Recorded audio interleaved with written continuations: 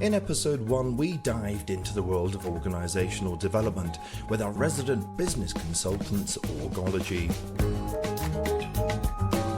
They gave us an insight into how their processes can work for a multi-billion-dollar business, like a Fortune 500 company, or just a bloke in the basement, like me. In this episode, they'll take us through some real-world pragmatic solutions they implemented to turn a business around. Heidi and Brent, an organization is in trouble. You both fly in with your superhero capes blowing in the wind. How have your superpowers been able to save the day? We've done quite a few interesting adventures. I think the one that comes to mind with me is the organization came to us with what they thought was their problem. They insisted was their problem. Yes, they knew what their problem was, and they just needed someone from the outside to come fix it and give them guidance on how to do it. The interesting thing was, as soon as we heard them say what their problem was and then talk about the organization, we realized their problem identification did not align with what was happening in the organization. So it's kind of like trying to put a screw in the wall with a hammer. Yes, it will work, but it's not very useful. We had a key contact person there who, when we talked her through, this is not a communications problem. Just giving everyone a list of the phone number to call if something goes wrong is not going to change the fact that you are fundamentally built wrong. And that was the key issue. And this is a technique that we do use somewhat frequently, that you have to get to the point where you can see the truth. So we had a global meeting with them. They were a global hospitality organization, and we had what they believed was a communications workshop. And we did touch on communications issues, which was exactly what they had wanted. And we walked them through this process where they got everyone's phone number, got every communication piece, identified themselves, and then they all, a room of 15 executives, said, you know, I don't think that fixes the problem. And we're going, ding, ding, ding, ding, ding, we have a winner.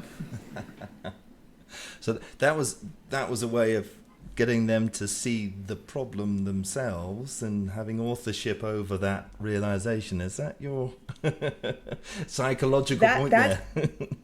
That is sometimes the process you need to go through. Right.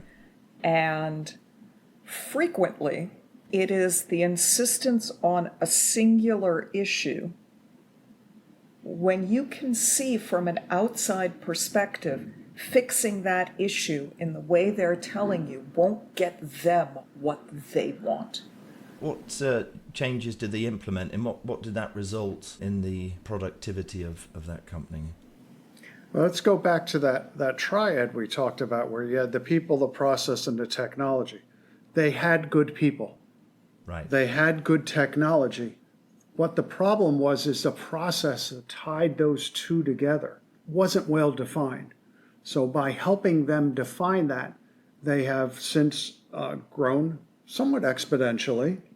Even through the pandemic, they have survived, which is not an easy thing as a hospitality organization. Absolutely. So by them really looking at their processes, they have had the opportunity to buy other resorts, build out their portfolio, and actually grow into a sustainable organization, even with all the drama and turmoil of the pandemic. Probably the pandemic was a moment for the brakes to go on gently and for them to spend some time actually looking at themselves, probably in a way that they wouldn't had the pandemic not happened. Is that how you felt it was on the ground? That's happening a lot with Yeah. a lot of organizations right now. And yes. Right. And that is a question we do engage with a lot of people. Are you taking this forced recess break to really think about how you come out of it better? The triangle, people, processes, and technology, reminds me a little bit of the fire triangle, where you have oxygen, heat and fuel. And if you take away one of those elements, the whole thing breaks and the fire goes out. It does work very much like that. And you don't have to take away a complete item for it to fail. Let's say you hire the best people you can hire. You have the best technology to support them. If there are no processes, they will be unhappy and those best employees will leave. Same thing, if you have great processes and great technology, but you don't hire great people to support those, something's going to give way. So it's really a balancing act, and for us, it's a performance act of, are you performing at the peak of getting the best people at the right time in the right place to do the right thing? Do you have the right processes in place to support them and support your strategic goals of the organization? And does your technology support the growth of the entire organization? And it is interesting. Organizations are made up of people. And guess what? People have human nature.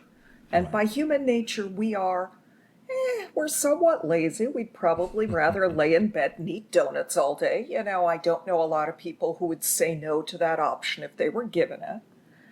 And that becomes compounded within an organization because an organization is made up of people.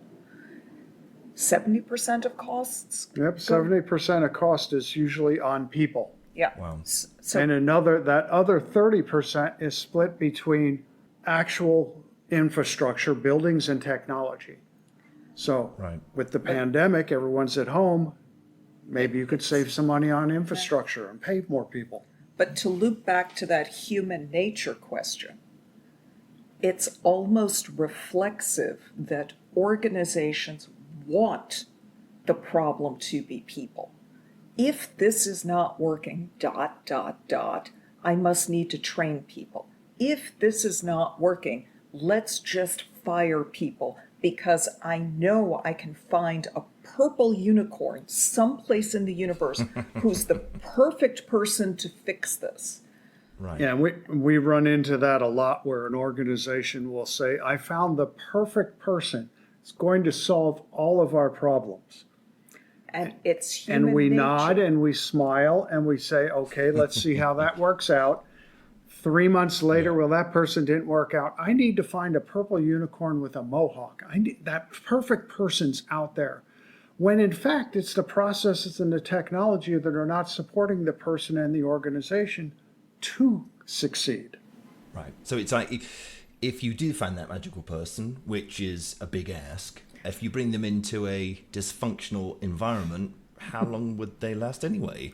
Our current estimate is around 3 months. They usually manage to skedaddle it within 3 months. Yeah. If you bring in a really high-performing individual, once it becomes clear to that high-performing individual that they're on a sinking ship, they're looking for the exit. They're looking for the lifeboat. They're looking at their own resume because they've decided that your organization is the immovable object. And that's where design comes into this whole process. If your organization is not designed to be agile and adaptable to the changes in the environment, employees will feel that they are not able to engage with all of their environment. The customers, their promotion, their career has to be able to develop.